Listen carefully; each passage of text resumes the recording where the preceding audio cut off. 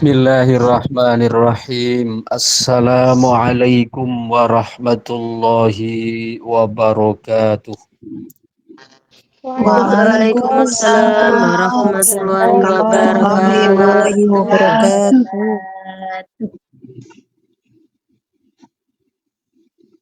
Masih pada semangat puasanya? Insya Allah masih Abah. Tidak ada yang kecewa dengan bonus tambahan 1 hari? Boten Abah, tidak ada. Alhamdulillah. Selamat hari Sabtu lebarannya Bunda Abah. Dari awal hari Sabtu. Kadang-kadang kan ada sebagian orang ketika menunggu hasil isbat dari pemerintah tadi malam, mengharap lebarannya Jumat. Sudah nunggu lama, ternyata Sabtu lebarannya. Jadi ada yang tidak tarawih, jadi kesannya itu ngambek, ngambek dengan Gusti Allah, karena lebarannya itu tidak jadi hari Jumat. Ya alhamdulillah, mugi-mugi ini sebagai miskul khitam, penutupan yang harum kita di bulan Ramadan tahun ini, yaitu 1447 Hijriah. Amin Allahumma amin. Amin ya rabbal alamin. Alhamdulillah.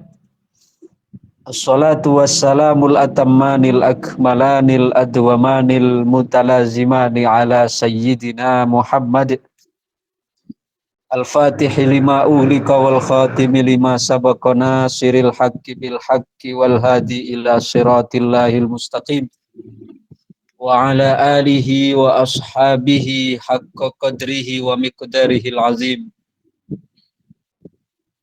Allahumma inna qad kharajna min haulina wa quwwatina ila haulika wa quwwatik wa min ta'atina ila ta'atik wa na'udzu bika an nakula zura aw nausha fujura aw nakuna bika maghrura.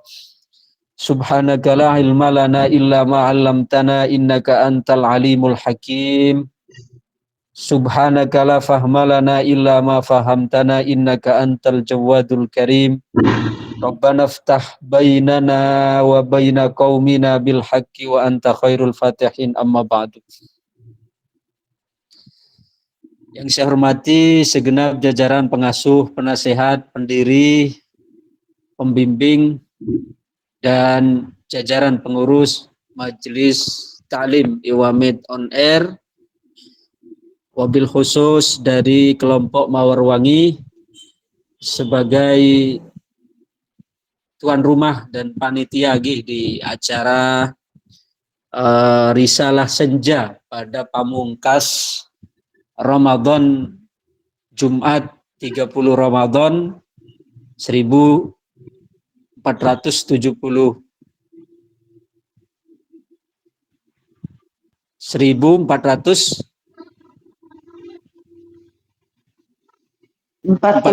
Hijriah Abah. 7 dengan tanggal pinten sakniki?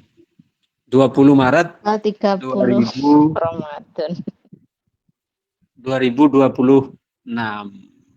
Alhamdulillah, patut kiranya kita tidak henti-hentinya untuk memanjatkan puji syukur kehadirat Allah Subhanahu wa taala yang senantiasa memberikan nikmat, sehat, sempat, sehingga pada kesempatan sore hari ini kita bisa merampungkan puasa di bulan Ramadan pada tahun ini. Mudah-mudahan ibadah puasa kita mulai dari awal sampai akhir menjadi puasa yang diterima oleh Allah Subhanahu wa taala. Amin amin ya rabbal alamin. Dan dalam kesempatan pamungkas Risalah Senja Majelis Ta'lim Iwamid on Air pada sore hari ini, saya diberi amanah untuk menyampaikan tema rizki halal adalah warisan terindah untuk keluarga. Hadirin para bapak ibu jamaah yang dirahmati Allah, akhir-akhir Ramadan mendekati Lebaran, Ini biasanya kan momentum atau momen-momen yang melimpah dengan kejutan. Oke, melimpah dengan kejutan. Kita memberi kejutan pada keluarga. Atasan memberi kejutan pada para karyawan atau bawahannya dengan bentuk THR dan seterusnya. Kemudian kita orang tua memberikan kejutan kepada anak-anak yang disebut dengan angpau dan seterusnya. Kita saling tahadu, saling memberi hadiah. Kita saling memberikan kejutan yang satu dengan yang lain untuk memupuk rasa cinta kita dengan sesama. Ini memang hal yang diperintahkan oleh Sayyidina Nabi. Tahadu, tahabu, kata beliau, salinglah kalian memberi hadiah, maka niscaya akan saling tumbuh rasa cinta di antara kalian. Maka untuk menegakkan nilai-nilai akhlak di dalam kita memberi hadiah, dalam kita memberikan kejutan kepada sesama, dalam kita memberikan tambahan belanja kepada keluarga dan seterusnya, maka di sini saya akan membawa satu ayat yang sebenarnya secara khusus ayat ini oleh Allah ditujukan kepada para rasul, tapi kita sebagai orang beriman dimasukkan di dalamnya sebagai bentuk tasyrif, pemuliaan. Yaitu dalam surat Al-Mu'minun ayat 51 Allah menyampaikan a'udzubillahi minasyaitonirrajim. Bismillahirrahmanirrahim. Ya ayyuhar rusulu kulu minat thayyibati wa'malu sholiha inni bima ta'maluna alim. Surat Al-Mu'minun ayat 51. Ya ayyuhar rusulu, wahai sekalian para rasul, para utusan.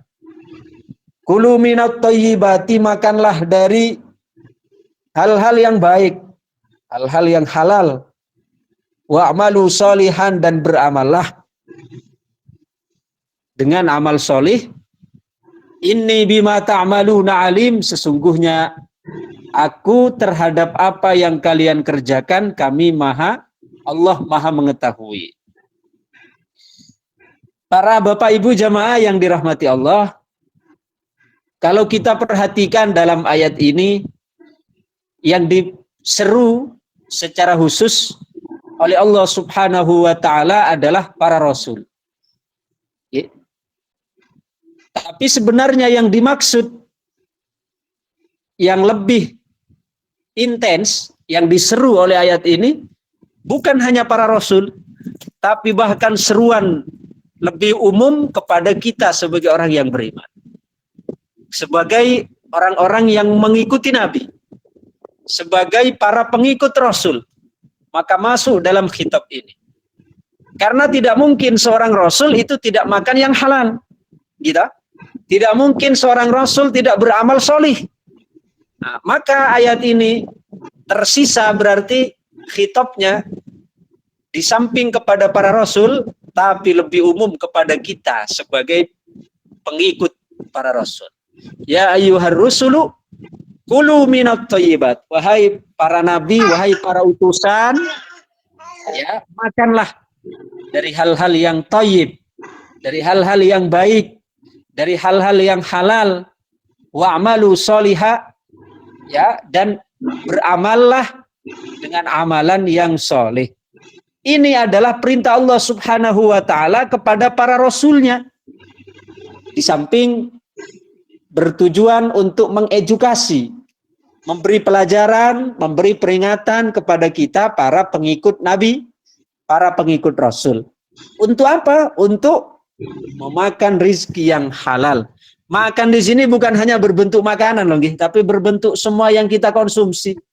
Entah yang kita pakai, entah yang kita gunakan, entah yang kita kenakan, entah yang kita tempati, itu semua bermakna kulu.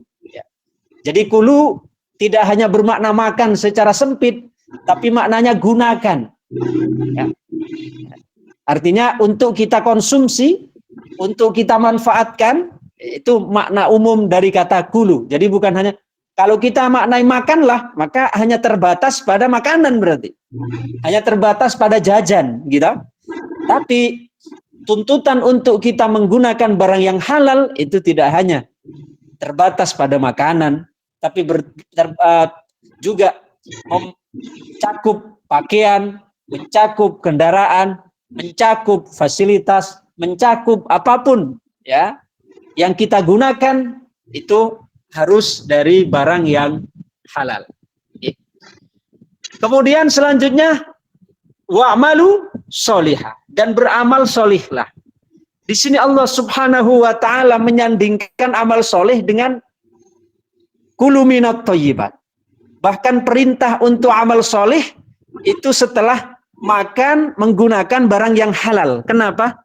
Ini seolah-olah Allah Subhanahu wa taala ingin menitipkan kepada kita satu pesan lembut, bahwasanya amal soleh itu hanya akan dapat tegak manakala kita terlebih dahulu memakan atau mengkonsumsi barang yang halal. Apabila kita menggunakan rizki yang halal, maka di sini urutannya Allah Subhanahu wa taala memerintahkan terlebih dahulu kulu minat thayyibat. Makanlah barang yang halal, gunakanlah barang yang halal, wa'malu sholihah, dan beramallah dengan amal soleh. Coba kita renungkan di sini. Allah dahulukan menggunakan barang yang halal, baru amal soleh. Isyaratnya adalah bahwa amal soleh itu hanya akan dapat berlaku dengan tegak manakala kita terlebih dahulu mengkonsumsi atau menggunakan barang yang halal. Kalau kita ambil mafhum mukhalafahnya, kalau kita ambil pemahaman terbaliknya, bahwa rizki yang haram itu akan menumbuhkan amal yang buruk. Sebagaimana rizki yang halal akan menumbuhkan amal yang thayyib, amal yang baik. Karena kullu syai'in yamilu ila jinsih, segala sesuatu itu cenderung dengan jenisnya. Kalau jenisnya jenis yang baik, maka Allah Subhanahu wa taala akan kelompokkan dengan hal yang baik pula. Dari makanan rizki yang halal, maka Allah Subhanahu wa taala akan alirkan selanjutnya tubuh kita, badan kita juga akan cenderung melakukan barang yang halal, yakni barang yang soleh. Tapi sebaliknya, kalau yang kita konsumsi adalah barang yang buruk, barang yang khabith, barang yang haram, maka juga akan menumbuhkan perbuatan-perbuatan yang haram.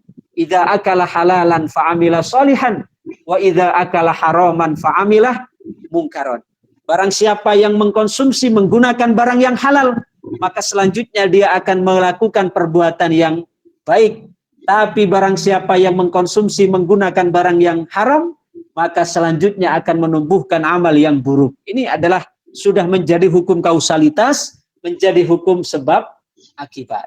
Para Bapak Ibu jamaah yang dirahmati Allah Subhanahu wa taala, kemudian dalam sebuah doa Rasulullah Shallallahu alaihi wasallam juga mengajarkan kepada kita 3 doa yang kita munajatkan, yang kita mohon kepada Allah. Allahumma inna nas'aluka rizqan halalan wa ilman nafi'an wa amalan mutaqabbala. Coba dalam doa yang indah ini yang diajarkan oleh Rasulullah, ada 3 kandungan makna dari doa ini. Yang pertama, Allahumma inna nas'aluka rizqan halalan. Ya Allah, hamba mohon kepada panjenengan untuk memberikan rizki yang halal. Pertama, dalam doa ini Nabi mengajarkan kepada kita untuk memohon kepada Allah rizki yang halal. Allahumma inna nas'aluka rizqan halalan. Kemudian yang kedua, wa ilman nafi'an. Dan hamba mohon kepada panjenengan untuk memberikan kepada kami ilmu yang bermanfaat. Ya, wa ilman nafi'an. Kemudian yang ketiga, wa amalan mutaqabbala. Dan hamba mohon kepada panjenengan untuk memberi kami amal yang diterima. Urutan ini yang disampaikan oleh Kanjeng Nabi dalam doa yang indah, yang penuh dengan nur ketuhanan, penuh dengan nur kenabian. Ya. Itu urutannya bukan sebuah hal yang kebetulan. Kenapa Rasulullah Shallallahu alaihi wasallam mendahulukan urutan doa pertama, yaitu mohon kepada Allah untuk diberikan rizki yang halal. Allahumma inna nas'aluka rizqan halalan. Ya Allah, hamba mohon kepadamu rizki yang halal. Baru yang kedua, mohon kepada Allah ilmu yang bermanfaat. Wa amalan sholihan. Lalu yang terakhir, wa amalan mutakabbalan, dan ilmu yang bermanfaat. Ini juga terkandung di dalam urutan, rahasia urutan doa ini juga terkandung hukum kausalitas. Okay? Allah Subhanahu wa taala mendahulukan, ya, Kanjeng Nabi mengajarkan kepada kita dalam doa ini, mendahulukan doa meminta untuk diberikan rizki yang halal, baru kemudian meminta ilmu yang bermanfaat, kemudian meminta amal yang diterima, karena ilmu yang diterima, amal yang diterima tidak akan dapat terjadi kalau tidak berangkat dengan ilmu. Gitu? Kalau tidak berangkat dari ilmu yang bermanfaat. Karena bagaimana kita akan mendapatkan ilmu amal yang diterima sedangkan beramalnya tidak menggunakan ilmu. Begitu juga bagaimana ilmunya itu akan bisa menghasilkan amal yang diterima kalau tidak berdasarkan ilmu yang bermanfaat. Sedangkan ilmu yang bermanfaat mustahil akan dapat terhasilkan kecuali dengan fondasi rizki yang halal. Jadi kalau kita urut dari atas, rizki yang halal itu akan menjadikan ketika kita menuntut ilmu, ilmunya akan manfaat. Dengan ilmunya yang bermanfaat akan menghantarkan kita mendapatkan amal yang diterima. Ini rahasia dari urutan doa yang Nabi ajarkan tadi. Allahumma inna nas'aluka rizqan halalan wa ilman nafi'an wa amalan mutaqabbala. Ya Allah, kami mohon kepada Panjenengan untuk memberikan kami rizki yang halal. Pertama minta rizki yang halal. Kemudian wa ilman nafi'an, dan ilmu yang bermanfaat. Karena dari rizki yang halal akan menghasilkan, ketika kita mencari ilmu digunakan, ya, akan menghasilkan kepada ilmunya menjadi ilmu manfaat. Kemudian dari ilmu manfaat akan menghantarkan kita kepada amalan mutaqabbala, akan menghantarkan kepada amalnya dapat diterima. Maka ya kita sudah sepatutnya di dalam mencari rizki memberikan kepada keluarga kita adalah dari barang yang halal, karena orang-orang yang mendapatkan atau orang-orang yang menggunakan memberikan yang halal, maka dia sama saja dengan menegakkan salah satu dari agama ini. Karena agama ini akan dibangun di atas kesucian, di antara kesucian di dalamnya adalah kesucian dalam hal fasilitas, pakaian, makanan, ya, kendaraan dan seterusnya, itu dari yang betul-betul halal. Ma'asyiral mukminin rahimanallah. Di dalam atharus sahabah disebutkan bahwa man akala minal haram fannaru aula bih. Barang siapa yang menggunakan barang yang haram, maka mana bata minal haram, ya, fannaru aula bih. Daging yang tumbuh dari barang yang haram, maka neraka baginya lebih baik. Artinya ketika kita memberikan untuk diri kita, untuk keluarga kita, untuk orang lain, kita memberikan yang haram, maka sama saja kita tengah menjerumuskan, ya, kepada neraka Allah Subhanahu wa taala. Maka kita sebagai orang tua, orang yang bertanggung jawab, ya, di dalam mencari ekonomi, ya, di dalam menghidupi keluarga, maka hendaknya diupayakan sebisa mungkin kita memberikan dari barang yang halal. Karena barang yang halal adalah merupakan hadiah terindah untuk kita berikan kepada keluarga. Okay? Karena dengan rezeki yang halal akan menumbuhkan rajin dalam taat, rajin dalam ibadah, semangat dalam melakukan kebaikan, sehingga dari setiap tetes keringat yang kita keluarkan untuk memberikan kepada barang yang halal ini, maka dicatat oleh Allah Subhanahu wa taala sebagai jihad fisabilillah. Kenapa kok bisa dicatat fisabilillah? Karena kita dalam memperjuangkan itu di dalamnya terkandung kita menegakkan, menegakkan agama Allah Subhanahu wa taala, yaitu dengan terlaksananya syiar, yaitu memberikan barang yang halal. Dari barang yang halal akan tumbuh semangat melakukan kebaikan, ibadah di dalamnya.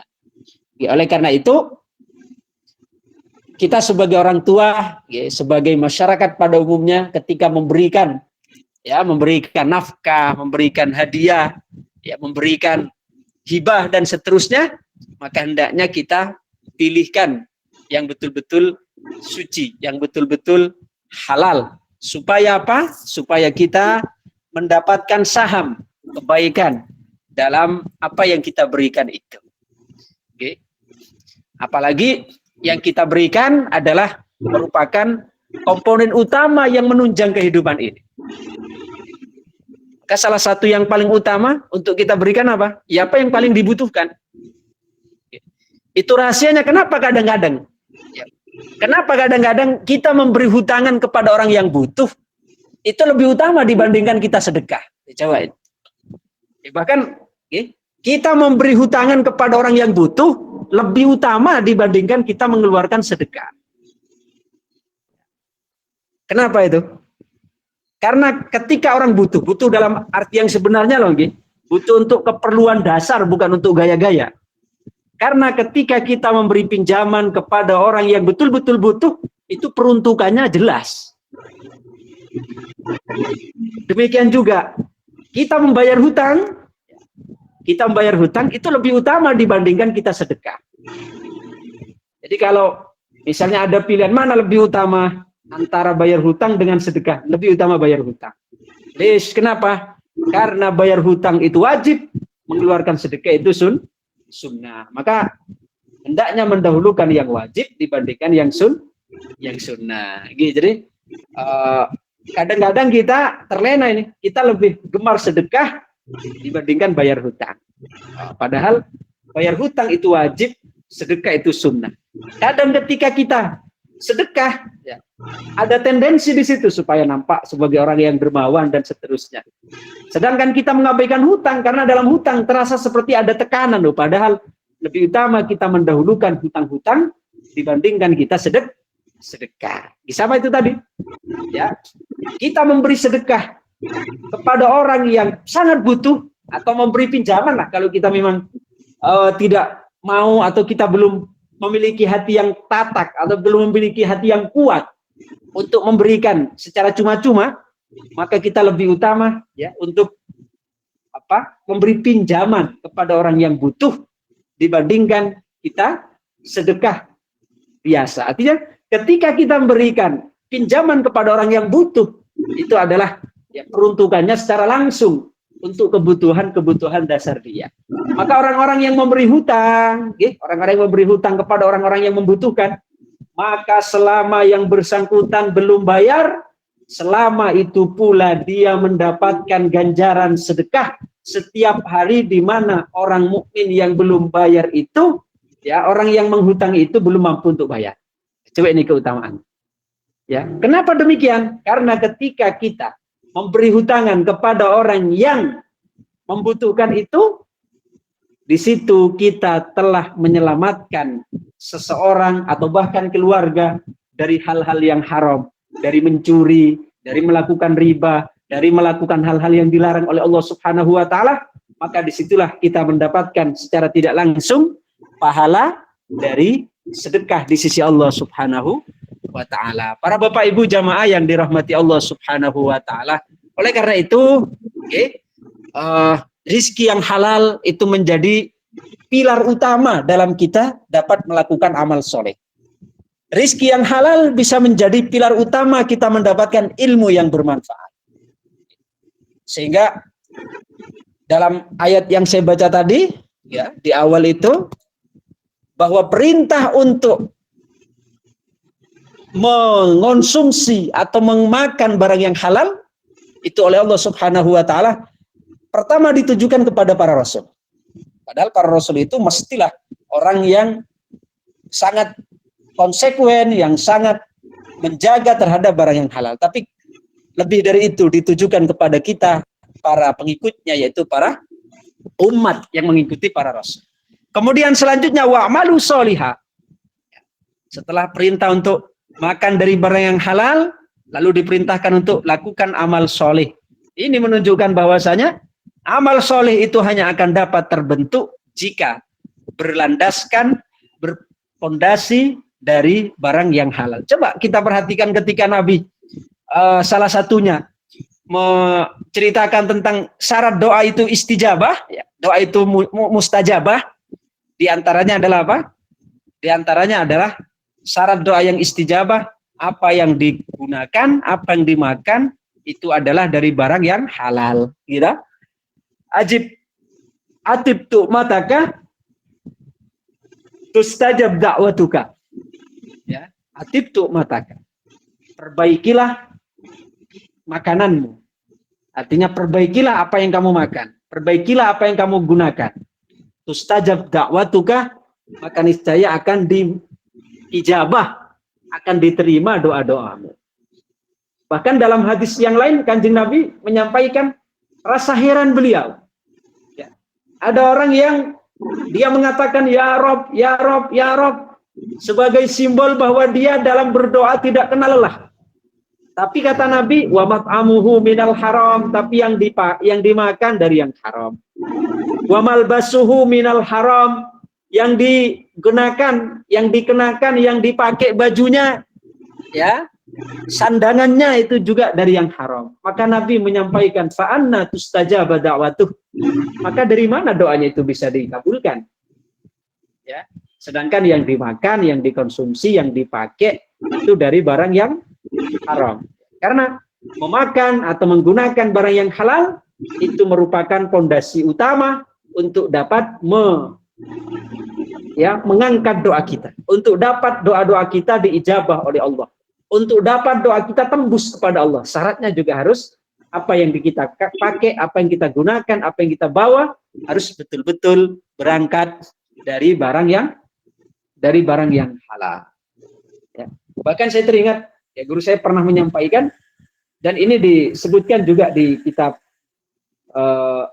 Ayyuhal Murid, ya, disebut juga di dalam Adabul Murid, ya, bisa disebutkan bahwa kalau orang yang dimakan itu barang yang haram, artinya yang dipakai, yang dimakan itu barang yang haram, itu jangan harap untuk menjadi orang sukses. Sukses dalam tanda petik, ya, sukses di mata Allah, bukan sukses menjadi orang sukses di mata dunia. Ya. Jadi kalau orang yang dimakan, yang dikonsumsi, ya, itu adalah barang yang haram, maka jangan harap dia menjadi orang sukses, biarpun gurunya itu seorang wali kutub. Biarpun gurunya itu seorang wali kutub. Coba, wali kutub itu kan pimpinan wali. Gitu. Derajat tertinggi setelah kenabian kan kewalian. Okay. Jadi, andaikan orang punya guru, gurunya wali kutub, pimpinan wali di dunia, tapi yang dimakan itu dari barang yang haram, jangan pernah berharap menjadi orang sukses. Menjadi orang sukses dalam arti menjadi orang yang jalan hidupnya itu diridhoi oleh Allah Subhanahu wa Ta'ala. Ya mungkin sukses dalam pandangan dia, dalam pandangan manusia mungkin. Ya dia jadi orang yang berpangkat, jadi orang yang miliarder dan seterusnya. Tapi jangan harap menjadi orang sukses di mata Allah. Itu orang yang soleh, menjadi orang yang baik, menjadi orang yang dapat menebar manfaat kepada orang lain. Ya. Jadi, kalaupun gurunya adalah seorang wali kutub, tapi kalau yang dikonsumsi, yang dimakan, yang digunakan, bukan dari barang yang halal, maka jangan pernah berharap untuk menjadi orang sukses. Apalagi yang dimakan haram, gurunya orang biasa ya tambah. Maka diantara syarat ilmu yang manfaat kata Imam Syafi'i, gitu. Syarat dari ilmu manfaat kata Imam Syafi'i itu ada 4. Yang pertama, syarat utama kata Imam Syafi'i adalah hilluz zati. Hilluz zati. Bekalnya itu halal. Jadi Imam Syafi'i menempatkan bekal yang halal di urutan pertama. Ya, bekalnya halal, hilluz zati. Kemudian yang kedua, doaul walidain. Doa restu kedua orang tua. Yang kedua. Yang ketiga, ridho syaikhi. Yang ketiga adalah ridhonya guru. Yang keempat, sofaul kolbi, niatnya harus jernih. Jadi komponen ilmu yang bermanfaat, kata Sidnal Imam Asy-Syafi'i ada 4. Peringkat pertama, prasyarat pertama adalah hiluzadi. Ya, hiluzadi. Bekalnya harus dari barang yang halal. Itu menempati urutan pertama.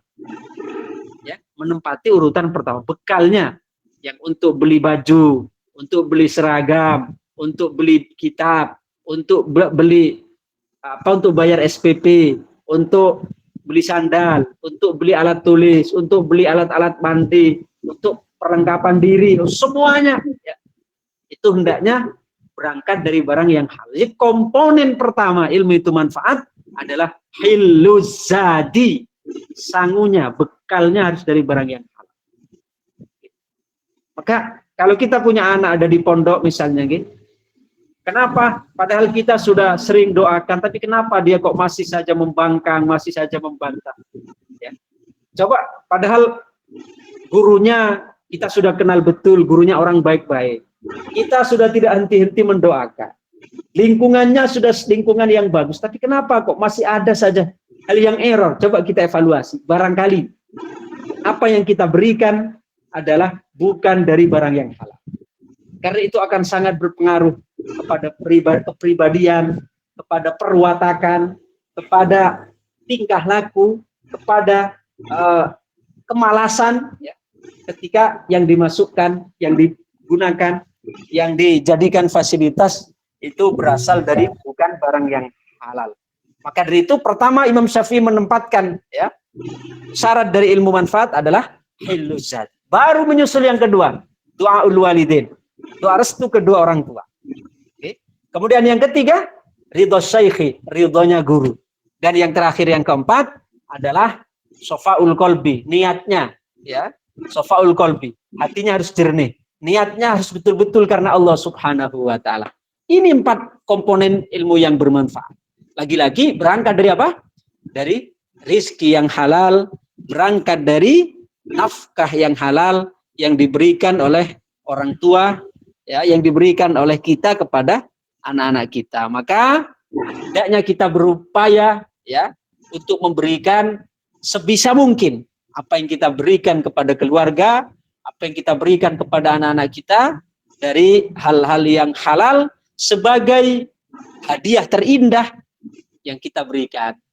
Bukan hanya pada keluarga, pada anak, tapi kepada siapapun. Kita beri hadiah pada orang lain, maka upayakan dari barang yang halal. Jangan kita berikan yang barang yang haram.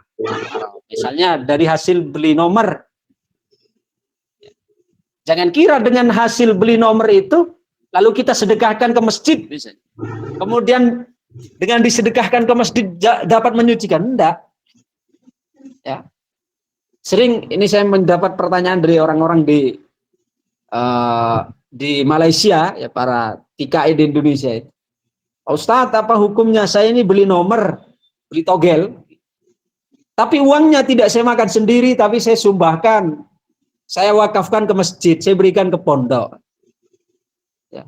Jadi dia mau mencari helah, mau mencari celah, kan tidak saya makan sendiri, tidak saya gunakan sendiri, itu pun toh kembali ke fasilitas umum, kembali ke masjid, kembali ke musola, kembali ke pondok misalnya, tidak dimakan sendiri.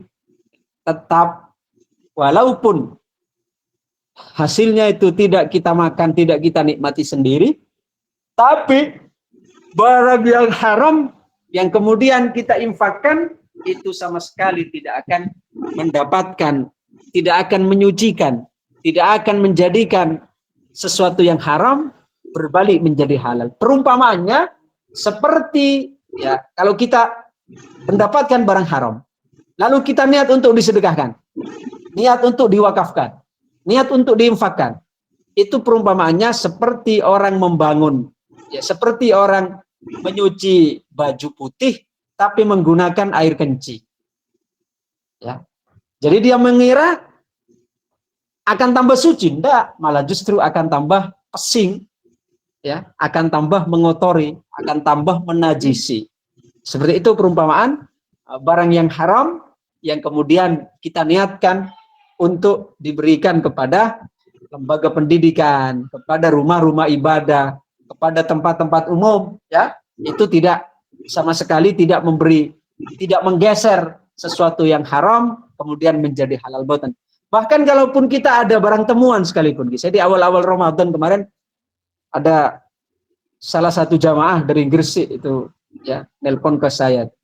Jadi ketika menjemput saudaranya di Bandara Juanda Surabaya, ya, sambil menunggu saudaranya keluar dari terminal kedatangan, beliau ke kamar mandi, ke kamar kecil. Ketika ke kamar kecil, ya, tiba-tiba di kamar kecil itu beliau menemukan sebuah amplop. Ya. Ketika dibuka, amplopnya itu ada isi 1 juta. Ya, awalnya beliau hanya iseng membuka itu, karena dikira itu amplop kosong. Ya. Tapi ternyata setelah dibuka, itu ada isinya 1 juta. Ya, ada 1 juta. Kemudian setelah itu beliau bingung, uang 1 juta ini mau diapakan? Ya, uang 1 juta ini mau diapakan? Ya memang beliau tidak ada niat untuk mengambil dah. Beliau itu saya kenal betul. Kalau saya ke Gresik, yang antar saya ke mana? Ke Surabaya, kemana-mana, ke Lampung itu selalu beliau. Ya. Beliau asalnya orang Bawean, ya, tidak jauh dari saya, cuma beda kecamatan. Tapi beliau domisilinya di Gresik Kota, maksud saya, di Gresik Kota. Jadi sering jemput orang ke Juanda, ke bandara gitu. Nah, ketika beliau mengambil itu bukan dengan niat untuk diambil sendiri, mboten. Tapi beliau ingin menyelamatkan. Dan nanya saya, ini saat saya ini menemukan amplop, ya, ketika saya kamar mandi menunggu saudara keluar dari ruang tunggu, ruang kedatangan. Nah, saya iseng-iseng saya lihat amplop itu karena saya kira itu amplop kosong. Ternyata ada isinya 1 juta. Uangnya masih baru lagi, masih harum. Nah, ini baiknya saya apakan? Ya, apakah saya misalnya cukup saya niatkan untuk disedekahkan ke masjid? Saya tak jawab. Ini dalam fikih ada pembahasan khusus namanya bab lukotoh. Lukotoh itu barang temuan. Nah, dalam hal bab lukotoh, barang temuan itu ada kaidahnya dalam fikih. Jadi harus diumumkan terlebih dahulu selama 1 tahun. Ya, diumumkan dulu selama 1 tahun. 1 tahun dulu diumumkan. Nah, masa saya harus mengumumkan 1 tahun? Ya kalau kita tidak ingin bertanggung jawab, ya bisa kita serahkan kepada otoritas yang berhak di situ, misalnya keamanan bandara, ya bagian informasi, ya, di situ di bandara kan ada kan bagian isti'alamat atau information, atau bagian keamanan di situ kita serahkan bahwa saya menemukan tadi sejumlah uang di kamar mandi, ciri-cirinya ini, nanti barangkali bisa diumumkan. Oke. Seperti itu. Nah, setelah 1 tahun diumumkan, ternyata tidak ada yang merasa memiliki, yang mencari, maka baru boleh untuk kita ambil. Itu. Jadi setelah 1 tahun. Kemudian beliau nanya, nah kalau misalnya ini saya serahkan ke pihak bandara, lalu pihak bandara tidak amanah, tidak diumumkan misalnya, itu pun kan kemungkinan kecil kalau kemudian ada orang kemudian datang lagi ke situ, karena kemungkinannya spekulasinya sangat mungkin yang bersangkutan sudah terbang ke luar negeri gitu. Jadi kemungkinan kecil sekali untuk kemudian yang bersangkutan yang punya itu mencari ke bandara itu lagi. Ya. Kalau misalnya dari petugas yang bertugas di situ tidak amanah, misalnya tidak diumumkan atau langsung diambil sendiri, maka siapa yang salah? Ya, panjenengan yang menemukan sudah tidak berdosa, kata saya. Sudah lepas tanggung jawab. Kalau misalnya yang diserahi amanah, bagian keamanan, kemudian tidak menyampaikan, tidak mengumumkan, bahkan langsung dijadikan sebagai hak milik, ya, maka itu tanggung jawab dia. Tanggung jawab dia. Yang penting selama 1 tahun itu belum boleh uang itu untuk kita ambil, atau bahkan tidak boleh untuk kita serahkan ke masjid sebagai sedekah dan seterusnya. Harus diumumkan dulu.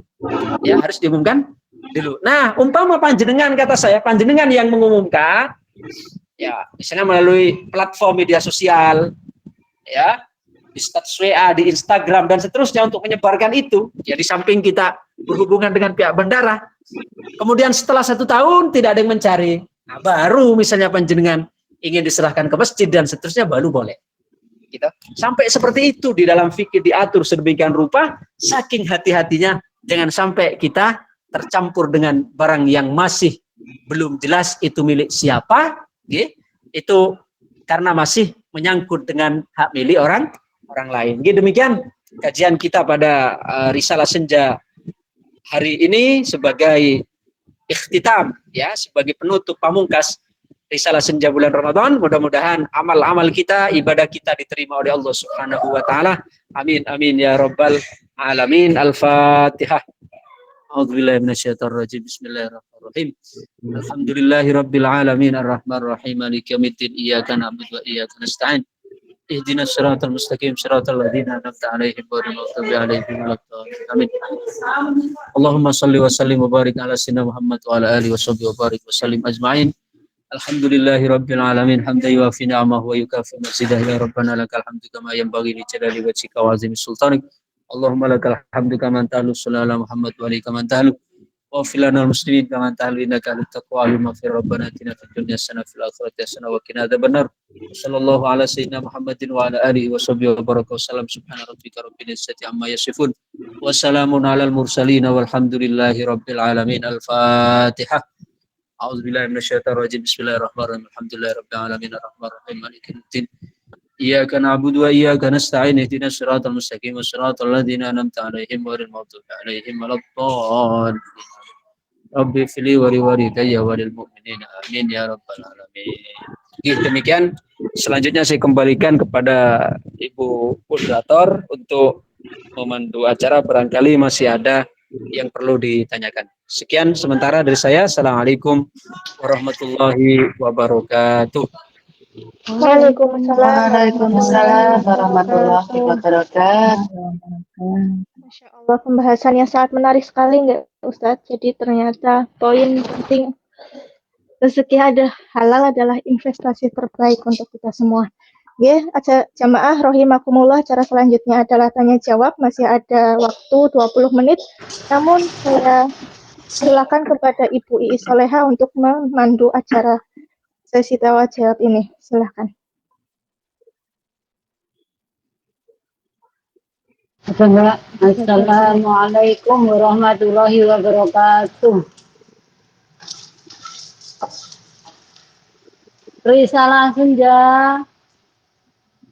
Ramadan indah, satukan langkah menuju berkah. Allah akbar, barakallah. Terakhir ayo. Ayo saya pun sepuh jadi lupa. Apa saya mau bertanya ini Bang ya, dengan makanan yang halal atau haram ini Bang ya. Ini kan saya menemukan dari apa tuh Bang, sosmed itu tentang bekecot itu loh Bang. Bekecot itu apakah haram atau halal? Terima kasih atas jawabannya. Wassalamualaikum warahmatullahi wabarakatuh. Karena dikonsumsi bekecot ini loh Bang. Nggih, matur suwun.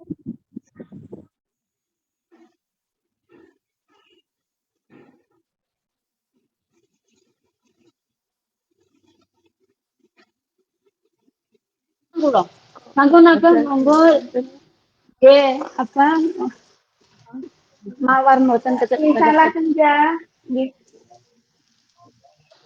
Istri pun Bu, Risalah Senja. Aku tenaga, kula menderek tanglet. Kula pernah menemukan uang tapi mboten kula gamel piyambak abah niki pripun abah sedikit tadi nggih. Matur nuwun atas jawabannya.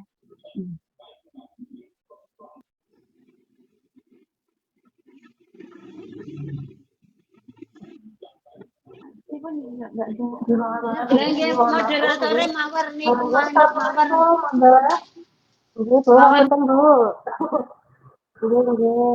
Ngapunten, mohon ditertibkan dulu nggih, supaya tidak kelabakan nanti jawabnya nggih. Mohon ditertibkan. Mohon maaf. Monggo tadi pertanyaan pertama dari Ibu Suci Purwati mungkin boleh diulang kembali Bu. Nggih, itu bekicot itu haram atau halal bah? Karena di saya itu melihat di sosmed itu ada yang mengkonsumsi. Terima kasih atas jawabannya. Hukum dari bekicot ya. Kemudian tadi Bu Mariani ya, Bu Mariani tadi tanya apa Bu Mariani? Kula pernah menemukan uang sedikit ngoten nggih, tapi kok kula sambil tumbas nyoban piyambak ngoten niku terus pripun ngoten Abang. Kula ijoli kula sedherekaken ngoten pripun matur Mbah nuwun atas jawabannya. Oke, terima kasih. Jadi apa monggo Abah silakan dijawab pertanyaannya Abah. Tadi pertanyaan pertama dari Ibu Suci Purwati, hukum dari bekicot itu apa? Kemudian dari Ibu Mariani, menemukan uang lalu menggunakannya secara pribadi. Kemudian apakah harus diganti atau bagaimana Abah? Jadi silakan Abah.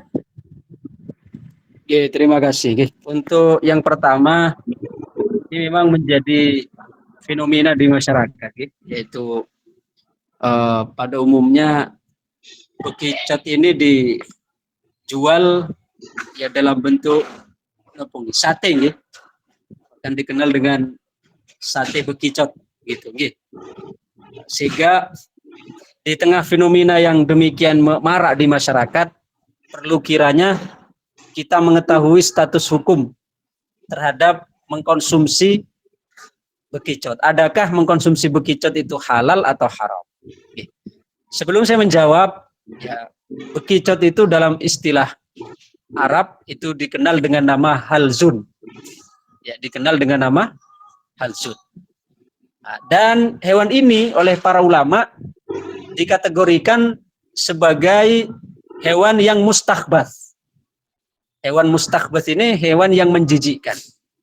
Sehingga termasuk hewan yang tidak halal atau hewan yang haram. Mungkin kita akan menyanggah, loh saya kan tidak jijik. Ya. Apakah berarti kemudian halal? Bukan. Standar mustahbathnya di sini adalah dalam standar umum. Dalam standar umum. Karena kalau kita kemudian secara subjektif kita menganggap tidak menjijikkan, salah satu contoh ulat misalnya. Ada kan sebagian orang yang tidak jijik dengan ulat? Lalu apakah kemudian ulat itu hukumnya tidak haram? Tetap haram. Karena itu masuk dalam kategori mustakhbath. Dan ini disebutkan di dalam kitab Hayawanul Kubro dijelaskan. Jadi kesimpulan hukumnya, memakan bekicot itu hukumnya haram. Kenapa? Karena masuk dalam mustakhbath, yaitu barang yang menjijikkan. Kalaupun bagi kita pribadi tidak menjijikkan, tapi dalam kacamata umum, bekicot itu termasuk binatang yang menjijikkan. Ya, biasa dalam bahasa Arab disebut apa tadi? Halzun. Itu untuk yang pertama. Yang kedua, untuk pertanyaan yang kedua tentang menemukan uang, kemudian sudah terlanjur saya gunakan terlebih dahulu. Gitu. Kemudian apa yang harus saya lakukan sekarang? Saya tanya dulu sekarang. Ketika menemukan, dari menemukan sampai sekarang sudah berapa lama? Kalau misalnya belum ada 1 tahun, udah niku kula sak niki pun enten 18 tahun ya. Oh, ngaten. Jadi kalau misalnya sudah berapa tahun yang lalu, maka kita sudah kadung menggunakan. Waktu itu kita tidak tahu, bagaimana sebenarnya kita memperlakukan luqata itu. Maka yang pertama kita taubat kepada Allah Subhanahu wa taala, karena baru tahu sekarang ilmunya. Kemudian yang kedua, karena ini waktunya sudah sangat lama, maka saya sarankan untuk niatkan kita ganti sejumlah yang kita gunakan itu, kemudian kita sedekahkan ke masjid misalnya. Kita infakkan ke masjid atau ke pesantren dan seterusnya, diniatkan untuk orang itu. Karena sudah lewat 1 tahun. Beda kalau misalnya belum lewat 1 tahun, maka saya akan menjawab dengan sampean harus menanggung dengan mengumumkan dulu. Tapi karena sudah lewat 1 tahun, sudah puluhan tahun yang lewat, maka panjenengan mengganti uang itu dan diniatkan untuk diinfakkan ke masjid misalnya, diniatkan pahalanya kepada sahibul mal, kepada orang yang bersangkutan. Matur nuwun sangat Abah. Insyaallah kula Nggih, niat. nggih, nggih. Nggih. Masih ada. Alhamdulillah. Assalamualaikum Monggo satu pertanyaan lagi. Assalamualaikum warahmatullahi wabarakatuh. Waalaikumsalam. Waalaikumsalam warahmatullahi wabarakatuh. Risalah senja. Ramadan indah, satukan langkah menuju berkah. Allahu Akbar, barakallah. Saya ada pertanyaan tadi apa, menyimak tadi ya Bang Im, kalau masalah kita sedekah itu kalau masih hutang kita utamakan hutangnya. Tapi kalau misalnya gini apa? Misalnya hutangnya itu masih bisa ditangguhkan, apakah itu kita itu masih saja mengutamakan bayar hutang sama sedekahnya itu yang diutamakan yang mana apa? Kalau hutang itu masih bisa ditangguhkan gitu loh misalnya. Itu apa? Maksud bisa ditangguhkan belum jatuh tempo. Iya masih kan misalnya kalau hutang, iya belum jatuh tempo lah masih hutang itu kan misalnya kalau ada hutang bank misalnya ya bayar misalnya kan enggak sekaligus bayar hutang dulu tuh habis itu terus kita bisa biar jadi sedekah gitu loh apa maksudnya gitu itu aja. Oh, nggih, nggih. Itu pertanyaannya. Nggih, paham, bisa saya tangkap. Nggih, jadi ketika kita masih punya hutang, nggih. Tadi saya menyampaikan bahwa lebih utama untuk menuntaskan hutang-hutangnya dibandingkan sedekah. Itu dalam arti semangat kita untuk untuk membayar hutang jangan terkalahkan dengan semangat kita untuk sedekah. Bukan berarti selama kita punya hutang kemudian misalnya kita menghindar dari sedekah, mboten. Tetap sedekah boleh, tapi jangan sampai kemudian kita lebih memperhatikan sedekahnya, kepeduliannya untuk sedekah dibandingkan untuk bayar hutangnya. Ngeten maksud saya. Jadi kalau contoh misalnya saya statusnya punya hutang di bank misalnya, saya punya hutang di bank. Kemudian di masyarakat ada tarikan sedekah untuk kegiatan kampung, kegiatan masyarakat. Itu ada infak, disediakan infak. Kan juga kita tidak bisa kemudian beralasan saya masih ada hutang, jadi lebih baik saya tidak memberikan dulu sedekah ini karena saya masih enggak. Artinya yang dimaksud jangan sampai semangat kita untuk sedekah mengalahkan semangat kita untuk bayar hutang. Karena kadang-kadang kan kita lebih semangat untuk sedekah, tapi untuk bayar hutang diabaikan. Itu yang dimaksud bayar hutang lebih utama dibandingkan sedekah. Tapi dalam momentum-momentum tertentu, misalnya Muharram ada santunan anak yatim, kita punya hutang, ya, punya hutang misalnya di bank atau kita hutang untuk modal. Ada santunan anak yatim, apakah berarti kita tidak perlu menyantuni sama sekali? Ya, bukan, artinya kita tetap menyantuni sekedar yang kita mampu, ya, sekedar yang kita mampu tanpa melupakan hutang yang kita tanggung. Seperti itu. Jadi artinya apa nggih? Jangan sampai kemudian kita hanya mengutamakan sepenuhnya untuk nyantuni anak yatim lalu melupakan terhadap hutang-hutang yang mesti harus kita lunasi. Ya, maksud saya seperti itu. Oke. Jadi bukan berarti sama sekali selama kita punya hutang tidak usah sedekah sama sekali. Coba kalau misalnya kita punya hutang 10 tahun. Punya hutang 10 tahun. Apakah berarti kita kalau ke masjid kita tidak perlu masuk kan? Kemudian iya. Jadi seperti itu maksudnya. Iya paham Pak. Ya, alhamdulillah. Insya Allah bisa dipahami gitu. Nggih, ampun. Matur suwun apa? Nggih, sama-sama. Masih ada waktu.